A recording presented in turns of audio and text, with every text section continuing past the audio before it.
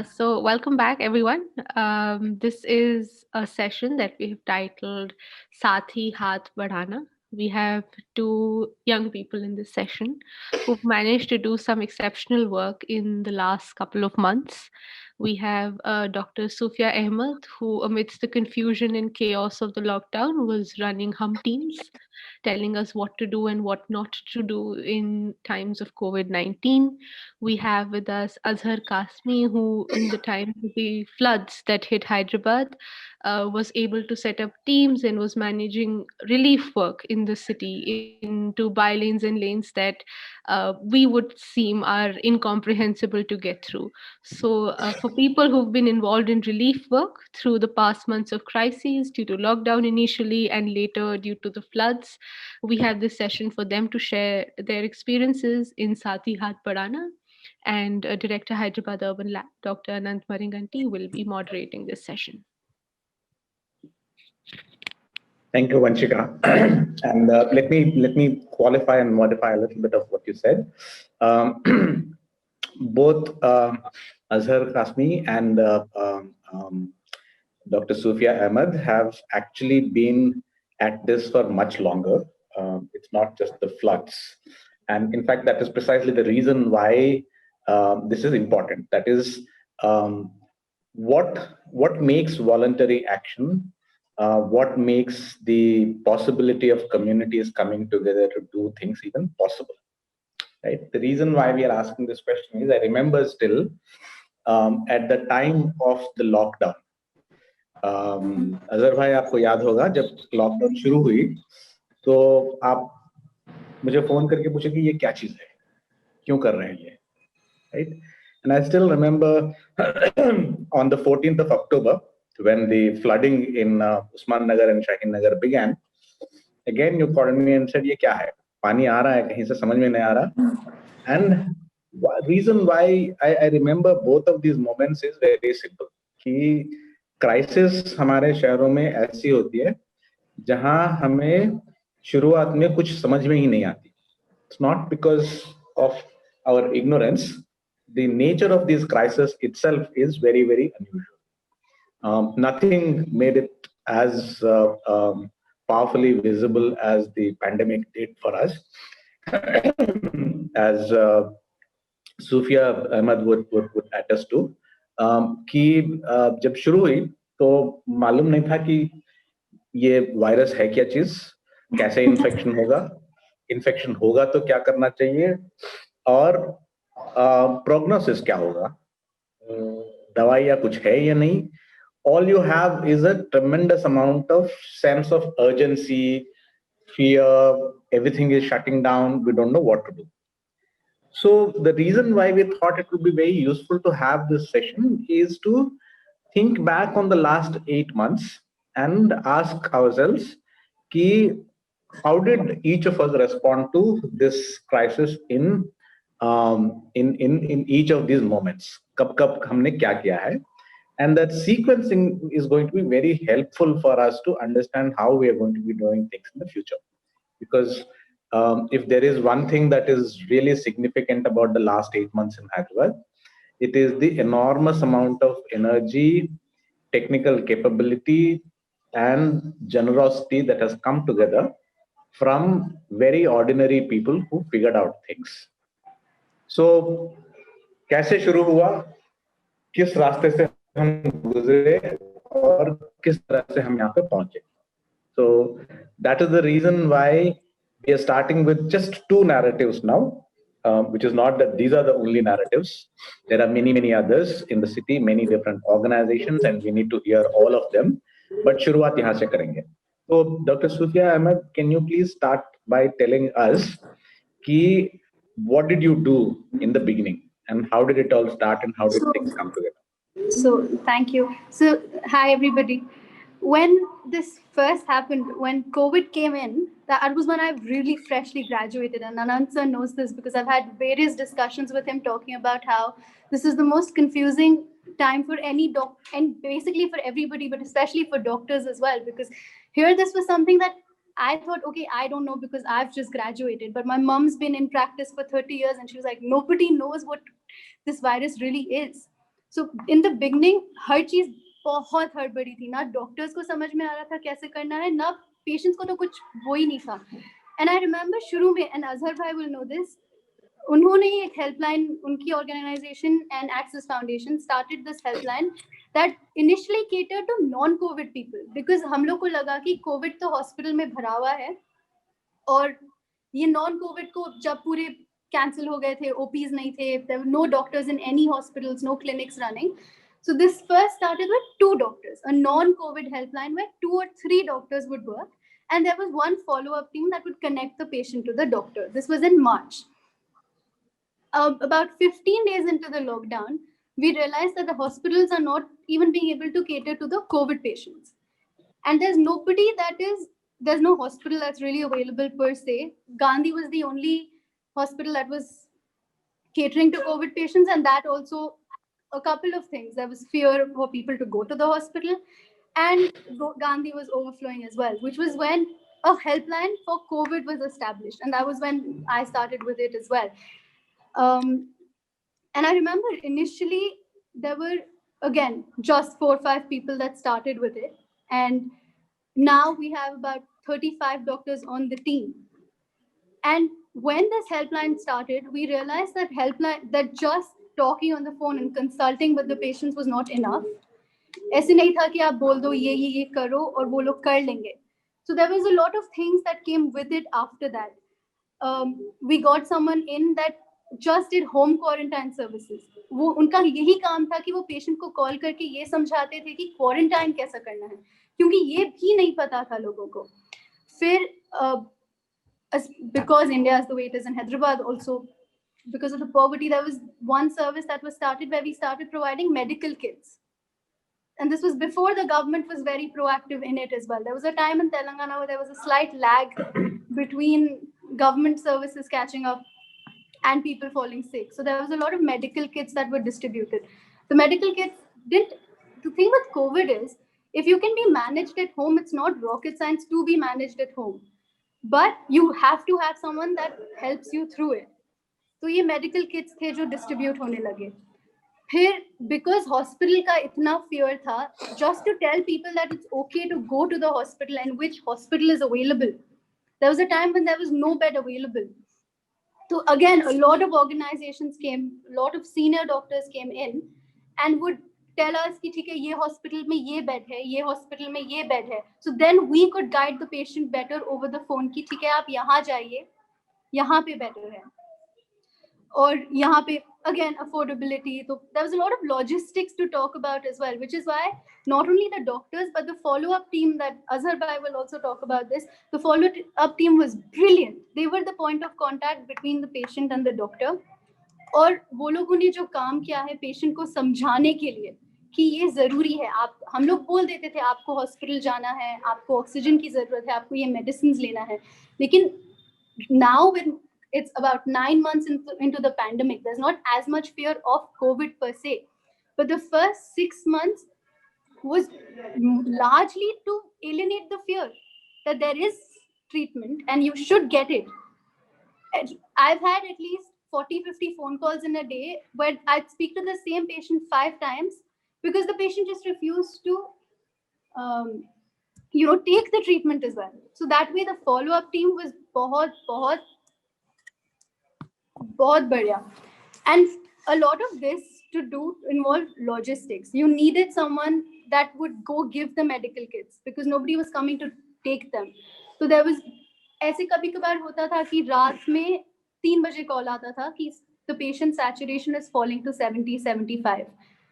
हड़बड़ी में फिर किसी को call, one of us, somebody from SBM or Access or Helping Hands, just any NGO. We had almost become one team. ऐसे नहीं रहता था कि सिर्फ ये लोग को कॉल कर सकते. We could call any NGO and be like, वहाँ पे ये पेशेंट है, उनका सैचुरेशन गिर रहा, हमारी एम्बुलेंस अभी अवेलेबल नहीं है या हमारे पास अभी ऑक्सीजन नहीं है, हमारे पास मेडिकल किट नहीं है. They would go give it. So it was almost like an amalgamation of everybody willing to help each other because the final goal was the patient in itself. And then I think in about June we realized that 2 things were needed. एक तो funeral services and ambulance services. Funnily enough, both came together. So then there was something called Sahara that was born from Hum Helpline. Hum Helpline was the COVID helpline, and then Sahara was born, where about 4 or 5 NGOs together had 2 or 3 ambulances. They amalgamated the whole service together, created a fleet of ambulances, because the patient could then go at least reach the hospital and not worry about the ambulance taking that much money that they would charge then. So for that, a separate helpline was created. And all of what I'm saying, I'm not doing a very good job at explaining how much logistics is involved in doing all of this. In running a helpline, there was a follow-up team, there was a teleconsultation team, there was a team that was there just to make sure that the patient is taking the medication that we've prescribed or his saturation is okay. Our follow-up team used to call the patient at least 5 times a day, checking on saturation, checking on temperature, checking on blood pressure, just, because he has COVID, he's at home. The fear itself is enough to make him sicker. The ambulance service in itself was magic, because wo time pe everybody that called said hum hospital nahi jate, the ambulance is charging 10,000, we don't know what hospital to go to. So just to tell them, आप डरिए मत, ये मैं ambulance को call करती हूँ, आप अपना एड्रेस भेजिए, the ambulance will be in your house and will take you to the hospital. Was, at least for me, starting out, it felt like I was actually doing something as a doctor, because you could actually help the patient.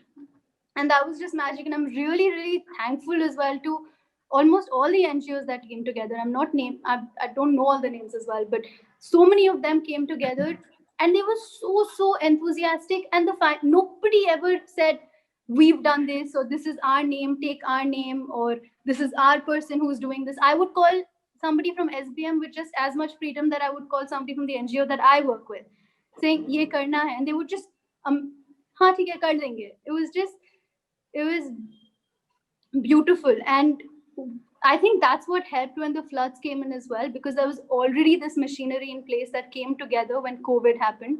And everybody, it started with lockdown, they did their ration distribution, that machinery was formed. It automatically translated into doctors coming together from various NGOs forming this helpline. And then that translated into the ambulance. So when the floods did hit, we assembled as quickly as we did, because we already were so amalgamated into, doing as much as we can.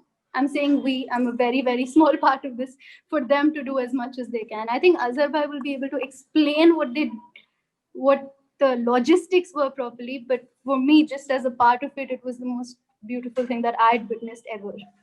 And there was really just the motive of service. And that was very, very clear to see.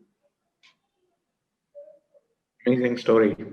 Azhar bhai, do you want to bring up the rest of the details? Hi everyone. वैसे doctor Sophia ने जो detail में सब कुछ बता दिया है उसके बाद तो आई थिंक मैं नहीं समझता कि कुछ बाकी रह गया है. बहुत सबसे पहले तो मैं डॉक्टर सोफिया का शुक्रिया अदा करता हूँ कि ये होल पैंडेमिक में जब डॉक्टर्स की सबसे ज्यादा जरूरत पड़ रही थी और डॉक्टर्स खुद बहुत ज्यादा कंफ्यूज थे, तो डॉक्टर सूफिया अहमद 30 डॉक्टर्स की टीम में एक जबरदस्त डॉक्टर थी जो आई थिंक पूरे 24 आवर्स अवेलेबल थी. जब मैं ज्यादातर कांटेक्ट में था फॉलोअप टीम के साथ और टेलीकॉलिंग वाली टीम के साथ, तो कंटिन्यू जो उनसे बातचीत चलती थी, तो बहुत ज्यादा जो है ये बात मिलती थी कि कभी भी हमें किसी भी टाइम पे कॉल आ जाए तो डॉक्टर्स के सिलसिले में हमें बहुत इत्मीनान है कि डॉक्टर्स हमारे हर टाइम पे रेस्पॉन्ड करते हैं. बहुत बहुत शुक्रिया.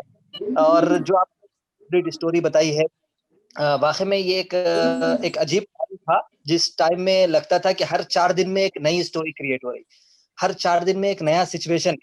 क्योंकि जैसे याद है हमको कि 22nd के दिन जब अचानक एक दिन के लिए लॉकडाउन का ऐलान किया गया था प्राइम मिनिस्टर की तरफ से, तब सबको लग रहा था कि ये खाली एक दिन का है और एक दिन में लग रहा था कि नेक्स्ट डे से फिर दोबारा सब कुछ खुल जाएगा. लेकिन अचानक फिर जब 21 डेज का लॉकडाउन अनाउंस किया गया, तब हर आदमी के ज़हन में टाइप की कहानी चल रही थी. किसी को लग रहा था कि ये बहुत ज़रूरी है, किसी को लग रहा था कि इसकी बिल्कुल ज़रूरत नहीं.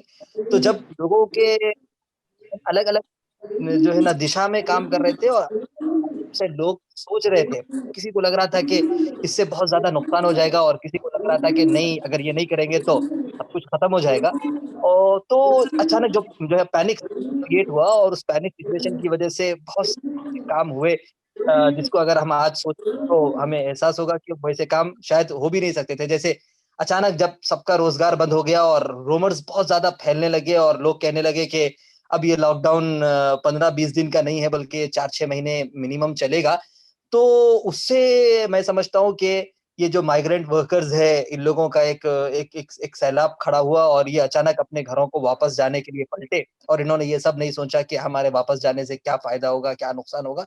अचानक वो भाग खड़े हुए, उनके बहुत सारे प्रॉब्लम्स थे कि कैसे वो इतने बड़े शहर में जो है इतनी इतनी इतनी ज़्यादा महँगाई को अफ़ोर्ड कर सकेंगे, किराए का प्रॉब्लम होगा, खाने-पीने का इश्यू होगा और फिर एक डर था उनको कि यहाँ रहेंगे तो हम यहाँ मर भी जाएँगे तो कोई हमको पूछने वाला नहीं होगा। हमने बहुत सारे माइग्रेंट वर्कर्स का इंटरव्यू लिया, वो जो जिन रास्तों से जा रहे थे, उन रास्तों पे ठहर कर के हम कोशिश कर रहे थे कि उनको कुछ खाना-वाना खिलाएँ, उनकी कुछ काउंसलिंग करें, उनसे हम पूछ रहे थे कि क्यों आप इतनी जल्दी में जा रहे हैं? एक 8-10 दिन आप क्यों नहीं रुक जाते?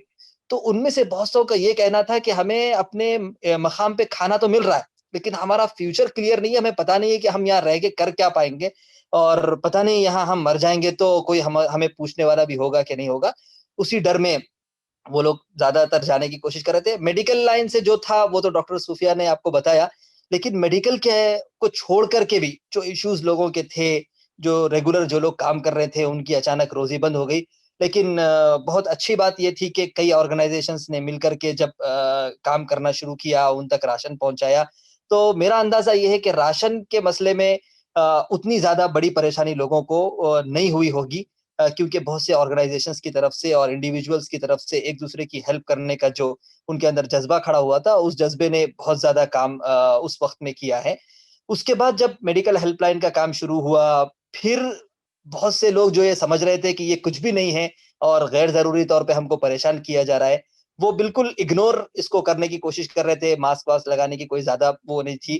तो बीच में जहाँ तक मुझे याद है, एक 15 20 डेज़ ऐसे आए, डॉक्टर सूफिया ज़्यादा अच्छे होगी कि उसका मेडिकल था कि जब एकदम ये पैंडेमिक और ये कोविड-19 का वबाल एकदम खड़ा हुआ और हमने देखा कि हर गली में डेथ हो रही है। इधर 2 का इंतकाल हुआ, उधर 2 की डेथ हो गई, उधर ये होगा, उधर ये होगा। जब हर आदमी ने अपने रिश्तेदारों में, अपने रिलेटिव्स में किसी न किसी को दम तोड़ते देखा और कई कॉल्स हमने रिसीव की कि ऑक्सीजन सिलेंडर की एकदम शहर में किल्लत हो गई है। बिल्कुल ऑक्सीजन सिलेंडर अवेलेबल नहीं है। और लोग सामने कॉल करके रो रहे थे कि अभी जो है डॉक्टर ने कहा है कि ऑक्सीजन सिलेंडर फौरी लगाएं और सैचुरेशन 90 85 80 75 ये जो गिर रहा है और फिर उसके बाद ये इत्तला हमको मिल रही थी कि नहीं जो है ना उनका इंतकाल हो गया, उनकी डेथ हो गई। ये बहुत ही खतरनाक मैं समझता हूँ कि इस पूरे पैंडेमिक का सिचुएशन था जब बहुत से लोग चाहते हुए भी किसी की कोई हेल्प नहीं कर पा रहे थे और दूसरी तरफ ऑर्गेनाइजेशंस के लिए ऑक्सीजन सिलेंडर रखने में भी एक इश्यू खड़ा हुआ था। ब्लैक मार्केटिंग उस टाइम पे बहुत ज़्यादा बढ़ गई थी, तो गवर्नमेंट को भी एक्शन लेना पड़ा और गवर्नमेंट ने बहुत सारे एनजीओज़ के ऊपर एक्शन लिया, जिनके पास ऑक्सीजन सिलेंडर्स थे तो जिनके पास सिलेंडर्स थे वो रखते हुए भी दूसरों की हेल्प नहीं कर पा रहे थे। बहरहाल आहिस्ता-आहिस्ता वो कम हुआ और फिर काफ़ी अच्छे तरीके से उसको जो है ना सेट किया गया। तो ये जो लोगों में पहले फ़ियर था, फिर उसके बाद पहले फ़ियर नहीं था, गवर्नमेंट ने भी शुरू में जो ट्रीट किया, अचानक किसी के घर में अगर कोविड पॉज़िटिव केस आता तो उसको ऐसे ट्रीट करते जैसा कि उसने कोई बहुत बड़ा जुर्म किया हो और फिर उसके घर पे पुलिस जमा हो जाती और फिर उसको ले जाते। उसके डर में भी हमने फ़ोन चूँकि हमारे मेडिकल हेल्पलाइन में उनको अपनी आइडेंटिटी बताना ज़रूरी नहीं होता था, वो फ़ोन कॉल के ज़रिए बताते थे। इतना डरे हुए थे बहुत से लोग, डॉक्टर सूफिया को याद होगा कि बहुत से पेशेंट अपना नाम भी बताने के लिए तैयार नहीं थे और वो बार-बार ये कह रहे थे कि किसी को मत बताना कि हमारे अंदर इस टाइप के सिम्पटम्स हैं। वो अपने घरवालों को भी बताने के लिए रेडी नहीं थे, उनको काउंसलिंग करना पड़ता था कि नहीं ऐसे कुछ नहीं है, आप आराम से सब कुछ जो है ना सही हो जाएगा। आप थोड़ी-सी हिम्मत रखिए और आपको ये सब चीज़ें करना ज़रूरी है, आपको जो है ये टेस्ट करवाना पड़ेगा और ये सब करना पड़ेगा। तो शुरू में जो डर था, उस डर की वजह से भी बहुत से लोग जो हॉस्पिटल जाना चाहते उनको जिनको हॉस्पिटल जाना चाहिए था, लेकिन वो हॉस्पिटल नहीं गए। ऐसे में मैं कहना चाहूँगा कि रूमर्स एक बहुत ही खतरनाक काम करते हैं और उस टाइम पे बहुत से ऐसे वीडियोज़ वायरल होना शुरू हो गए जिसमें ये बताया जा रहा था कि डॉक्टर्स ने पेशेंट के साथ ऐसे कर दिया और ऐसे कर दिया, अगर वो हॉस्पिटल नहीं जाते तो जिंदा बच जाते और हॉस्पिटल जाने की वजह से उनकी डेथ हो गई। ये सब वो डर की चीजें थी जो लोगों में फैलाई गई, और मैं समझता हूँ कि बहुत से लोगों ने इसी से डर करके हॉस्पिटल जाना तय कर लिया कि हम नहीं जाएंगे, और उन्होंने घर पे ही अपनी जान दे दी। तो हमें ऐसे वक्त में बहुत ही ज्यादा केयरफुल तरीके से इंफॉर्मेशन आगे बढ़ाने की जरूरत होती है। व्हाट्सएप का जमाना है, हर आदमी जो मिलता है उसको आगे बढ़ाना जरूरी समझता है, हालांकि वो ये नहीं जानते कि उनकी गलत खबर पहुंचाने की वजह से भी कई लोगों की जान जा सकती है। एक एक एक मुझे याद है यशोदा हॉस्पिटल का एक केस लोगों में फैल गया कि यशोदा हॉस्पिटल में जो है एक बॉडी उनके लोगों को दी जा रही थी, बाद में उन्होंने खोल के देखा तो वो डेड बॉडी नहीं थी। अब उसके बारे में बहुत सी कहानियां बनने लगी कि पता नहीं ऐसे होने वाला था और वैसे होने वाला था। मैंने खुद कई पेशेंट्स को देखा है जो इस तरह की वीडियोस को देख करके डरे हुए थे, और उनको चाहिए था कि वो हॉस्पिटल जाएं, लेकिन उन्होंने हॉस्पिटल जाने को पसंद नहीं किया और घर में उनकी डेथ हो गई। ऐसे में जो समाज के लोग होते हैं, इनका काम होता है कि वो सही इंफॉर्मेशन को लोगों तक पहुंचाएं। अब कोई नई बीमारी है, उसको कैच करने में, उसको कवर करने में टाइम लगता है, तो गलत जो बातें हैं उनको कंट्रोल किया जाए और उस सिलसिले में लोगों के अंदर अवेयरनेस क्रिएट हो और फिर लोग उसको समझें। मैं समझता हूँ अभी काफी अच्छे तरीके से लोग उसको देख रहे हैं, और एक एक एक पता नहीं क्या रीजन है, डॉक्टर्स अच्छे से बता सकेंगे, लेकिन काफी रिलैक्स अब लोग अब फील कर रहे हैं। बट एक नई लहर के बारे में लंदन की हम सुन रहे हैं उसके बारे में डॉक्टर आनंद ही बताएंगे कि फिर वो क्या है। हमको फिर डॉक्टर आनंद से पूछना पड़ेगा कि सर फिर ये क्या है और इसको फिर हमें कैसे हैंडल करना होगा। सर भाई, कोविड के बारे में कोई कुछ भी नहीं बोल सकता, ये क्या है आखिर। यस थोड़े महीनों के बाद ही शायद कुछ पता चले। जी जी जी। आई थिंक पहले ट्रीटमेंट भी उतना क्लियर नहीं था, और आहिस्ता आहिस्ता अभी नहीं, ट्रीटमेंट जो हो रहा है वो बहुत आसान हो गया है, जिसकी वजह से भी बहुत सारे केसेस लोग, जैसे बुखार का ट्रीटमेंट हो रहा है वैसे ही ट्रीटमेंट अब कोविड का भी कर पा रहे हैं, जिसकी वजह से अभी काफी रिलैक्स फील हो रहा है। मैं ये समझता हूँ, टेक्निकली तो आप ही बता पाएंगे। चलिए, तो actually I have one question for each of you. Dr. Sufia, I have one question for you, which is the moment when you wrote that op-ed piece for Times of India. The question I have is, at that point of time, आपके समझ में treatment तो जो हो सकता है oxygen available है या नहीं, उसके ऊपर बहुत सारी चीजें डिपेंड करेंगे। लेकिन सबसे ज्यादा आपको लग रहा था कि पेशेंट्स को जो तनाव होती है, उस तनाव को हमारे पास जवाब देना बहुत जरूरी है, वो हम नहीं दे पा रहे हैं। And that is because the way in which the hospitals were organised at that point of time, है ना? तो I want you to think a little bit and tell me, has the situation changed now? Meaning that are doctors now a little better, are hospitals better organized to answer to patients about what their situation is? Because it looks like it is part of it is medicine, a large part of it is just humanness and compassion. Yeah. And related to that, I have a question for Azhar Bhai. Azhar भाई, आपको याद होगा कि शुरुआत में आपने एक recording करके कि आप डरो मत, अफवाहें मत बिलीव करो, लेकिन कुछ चीजें आप मान के चलो, आप हर जगह मत पहुंच जाओ करके आपने एक ऐलान करके रिकॉर्ड करके वो कई सारे जगहों पे फोन पे भेज दिए थे। Please tell us a little bit more about what that message was and how that actually help. Because I remember कि बहुत सारे जगहों से भी लोग मांग रहे थे कि ऐसे मैसेजेस बहुत काम आते हैं जी।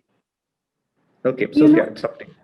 Azhar Bhai spoke about how there was a lot of patient fear in going to the hospital. And while that is wrong, patients should not be scared of going to the hospital. The hospital will give you treatment.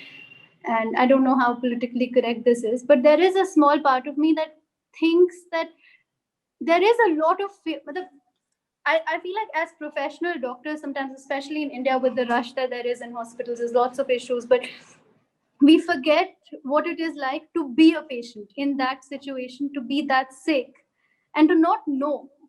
I feel like sometimes you have that arrogance of knowing what the disease is in your head. But you forget that the patient really does not know anything. All he feels is pain, and all his family members have is doubt. So I remember talking to Anand sir about this extensively, saying one of the most heartbreaking scenes, and especially as a new doctor, was that the patient doubted you as much as they did because they did not have any information, and they couldn't. COVID का एक ज़माना ऐसा था कि once the patient goes inside that room or goes inside that ICU, he's cut off.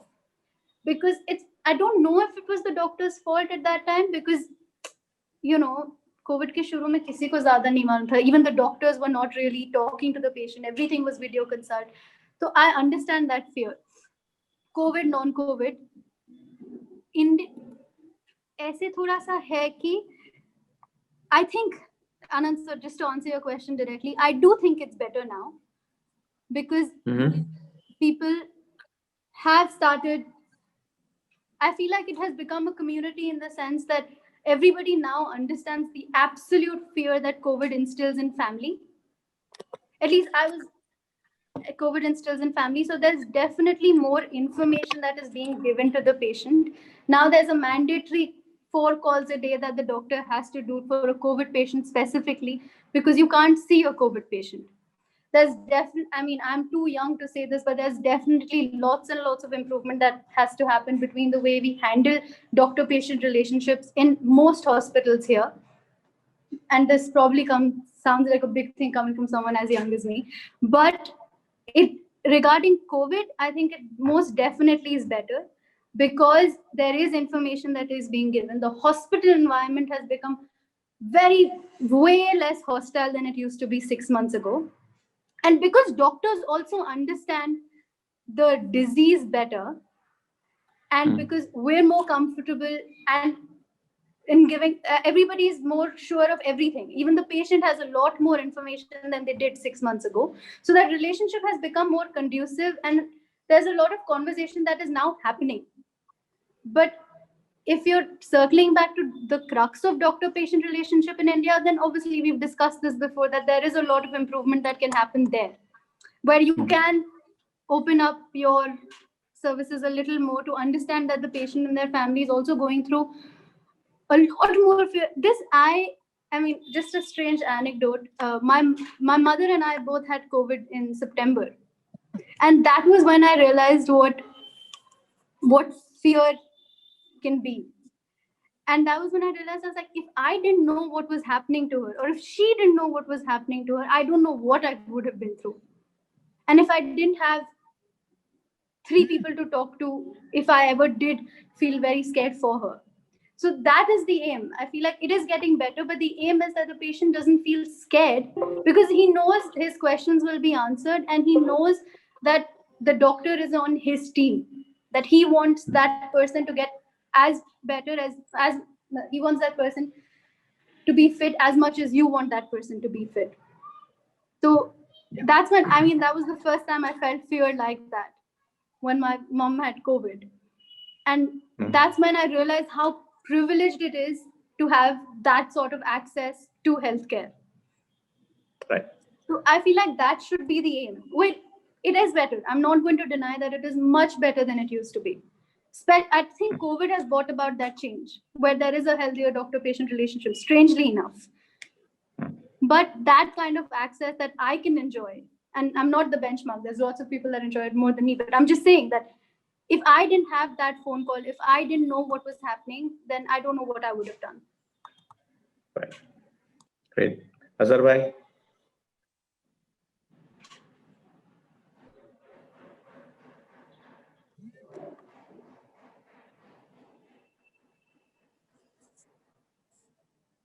Azhar bhai, you're on mute.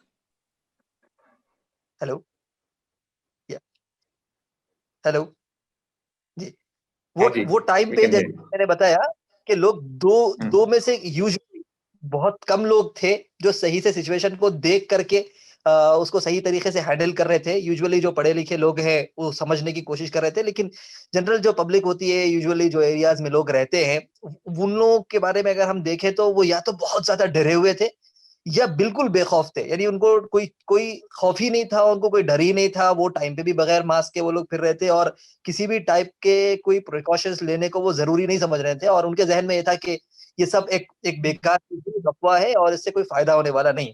तो वो time पे हम लोगों ने, जैसे कि अनंत सर के बारे में मुझे याद है कि आपने भी एक इंटरव्यू किया था, कोरोना से डरना नहीं, ऐसा ही टाइप का कुछ, और लोगों से वो फियर दूर करने की आप भी कोशिश कर रहे थे। तो हमारा भी उसमें मोटिव यही था कि हम लोग थोड़ा सा बैलेंस करने की लोगों को कोशिश करें कि एक तरफ तो हम ये समझें कि ये कोई ऐसी चीज नहीं है जिसको हमको बिल्कुल लाइट लेना है और जिसके बारे में हमें बिल्कुल बेफिक्र रहना है।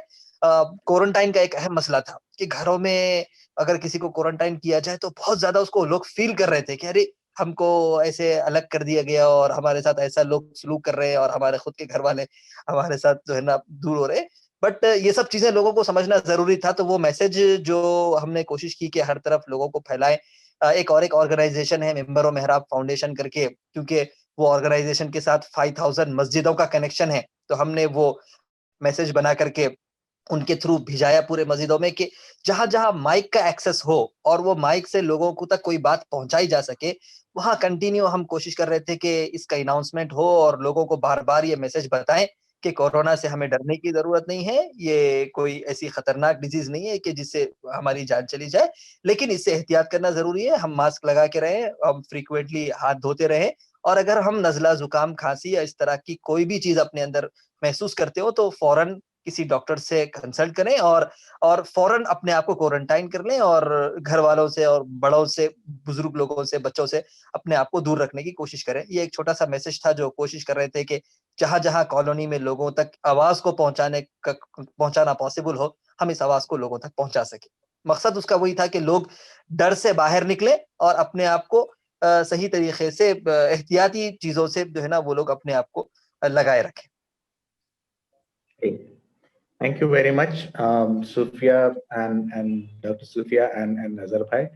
I think one of the most heartening thing about this entire period is that बहुत खौफ से, बहुत confusion से गुजर के निकले. It is almost like we have been through a very dark tunnel when we had absolutely no idea what was going on in the city and with us. And then at some point of time, धीरे धीरे धीरे रोशनी आई, and we know where we are. And I think the relationships that were built during this time have become the basis for actually acting on a number of new crises. Because the moment you have a crisis, now we know how to work with each other. We know what are the techniques, what are the skills that we have, we know what are the reach that we have. And on the basis of that, we now, I think, are capable of dealing with any number of crises in the city. That's my broad understanding, and I hope that what this conversation will really help us do is to start to map out कि कहाँ पे किस तरह का हमारी पहुंच है, क्योंकि फ्लड में भी वही हुआ कि पहले 1-2 दिन कंफ्यूजन था, कहाँ पहुंचना है, क्या करना है, किसके साथ करना है, लेकिन चौथे 5वें दिन तक आते आते समझ में आ गया कि सभी लोग यहीं पे है और सभी लोग पहुंच ही रहे हैं, तो we need to figure out basically कि कौन क्या करेंगे और किस तरह से कर सकते हैं. It is that readjustment, redeployment of skills that I think was the best part of it. So we have Vanshika. How much time do we have now? Another 5 minutes? We have about 5 minutes, yes. Yeah. So if anyone has any questions, if Vanshika, you have any questions, please go ahead and then we will close it there. We're just getting really nice comments on this session. That's all I'd like to say, that I think people have enjoyed this session and have learned a lot from it. But if there are any questions, or even if people want to make comments here, this is a good space and a good time to do that. May I? Yes. Yes, please, Tashi. Thank you for this another wonderful session, Anand and your Chill team. Thank you, Azarba and Sufia, for all the wonderful work you both have been doing, and congratulations. I'm sure all your teams have. It's not easy even for you to put in the effort and work, because like you say, everyone is in fear. I'm sure you are not free from that fear too. As much as everyone else is at risk, you're also equally at risk in spite of that, putting in the effort, I think that takes a tremendous amount of courage. Thank you for that. But the interesting aspect of, for me, in the conversation is about the fear of hospitals and doctors. And somehow, for me, it feels like pandemic, in a sense, intensified that fear, I think. But that fear has been there and continues to be there for a long time, I think. For example, in my time in Bihar or in Gaya or in Hyderabad, people don't like going to hospitals. When you're mildly sick, you want to do all kind of stuff to avoid going to hospitals. So in that sense, it's not just going to hospitals, I think. Interestingly, hospitals is one, police is the other, and lawyers are the other. You never want to be in a situation where you need to engage with these three entities, in a sense, because you have no clue about what happens in those spaces. And your ignorance, in a sense, kind of makes you fearful. And you don't want to get in touch with them because you fear your own disease or problem, less than you fear them, I think. Somehow, for various reasons. For example, in Gaya, I remember when people fall sick, when we say, go to hospital, of course, there's only one major hospital to go to. They're like, no, because, doctors will make up things and, we'll be out of money and, we'll be in a different problem. You go to solve one problem, but you'll end up being in a different problem. So that way, it's interesting for me what Sophia said, that interestingly how pandemic are changing the doctor and patient relationships. I hope this is that window where work can be done more in order to change that relationship, I think, between doctors and patients and the healthcare system and people who need it.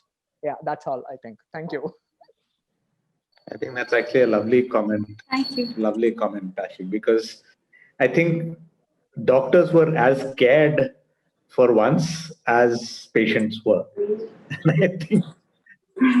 And I think just as a window, as in the previous session when we were talking about teachers and students and classrooms, this was, I think, one of those moments when, institutionalized, structured patriarchy was brought into question in a straightforward way. I'm saying that it's the institutionalized patriarchy in the sense that the father figure, which is the doctor, says that I know what's happening to you and I will tell you what needs to be done with your body. Right? And that is the thing that scares you. That's the thing that really scares you. And it, I remember when I was working in Vizag, almost 30 years ago, there was this man who would walk into my office every now and then and give me nice, sweet advice in life. And he would tell me that, you can play mischief with cops, but with doctors, be very careful, because they'll smile at you, and smiling at you, they can do things to you that you will never be able to figure out. Whereas the policeman will beat you up, and what is done to you. And I think that captures what this is really all about. That you don't get the sense that what the doctor knows, and that's what Sufia Ahmed was also pointing out. And I think that given that this has opened up that possibility of reflecting on what those relationships are, great opportunity for us to think through this whole thing very, very much. Any other questions? What Tashi said was right. I feel like what united us also was the uniformity of fear. Everybody was so scared, and that emotion was so familiar to everybody that walked in and you interacted with, that it almost united you in a way.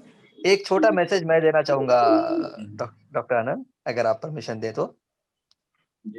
जी बिल्कुल। जी pandemic में Covid के time पे भी और flood के time पे भी हमने देखा कि ये टाइम पे सबसे ज्यादा चीज की जरूरत होती है वो लोगों को संभालने की होती है, और बहुत क्विक एक्शंस ये टाइम पे लेना पड़ता है। और ये वाले दोनों चीजों में हमने फील किया कि लोकल जो ऑर्गेनाइजेशंस होती हैं, लोकल जो ग्रुप्स होते हैं यूथ के, वो बहुत ज्यादा इफेक्टिव होते हैं, क्योंकि लोकल यूथ ही अपने अपने एरिया को और अपने अपने लोगों को, वहाँ के बच्चों को और वहाँ के लोगों को संभालने की बहुत अच्छी कैपेबिलिटी अपने अंदर रखते हैं।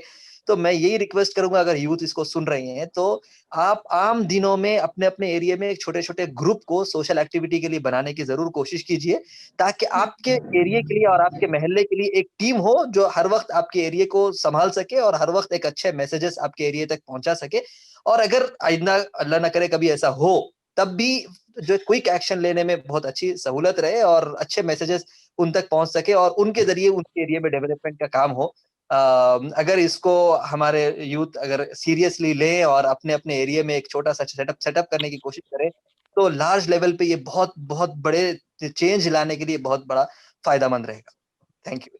Absolutely. That's a brilliant message, and I can endorse that and say that we will be very happy to put together the resources for any such mobilization and resource creation when it happens. Thank you very much, Dr. Sufia and Azhar bhai. Thank you. Vanshika, you want Thank to you. make one last statement? Yes, thank you. Thank you once again, Azhar and Dr. Sufia, for this wonderful session. I'd also like to thank everyone who's joined us: Aprajita, Shreya, Shraddha, Jitendra Swami, Meghna. We know them through Facebook at this point in time. On Zoom chat, we have Tashi, of course, who engaged with us, Sibgat, Mukta Nayak, and Komali. Thank you so much for joining us on Saturday for our sessions. We'll now be moving to our next session. So that's a session that's titled Quarantine Sisters, Lockdown Friends. This will be a conversation between Yamini Krishna and Ganga Reddy, and this is about what is it that people actually did during the lockdown. So do join us. We'll be very quickly moving into that session, and thank you once again for this session. Thank you. Thank you. Thank Bye. you. Bye-bye. Thank you. Thank you.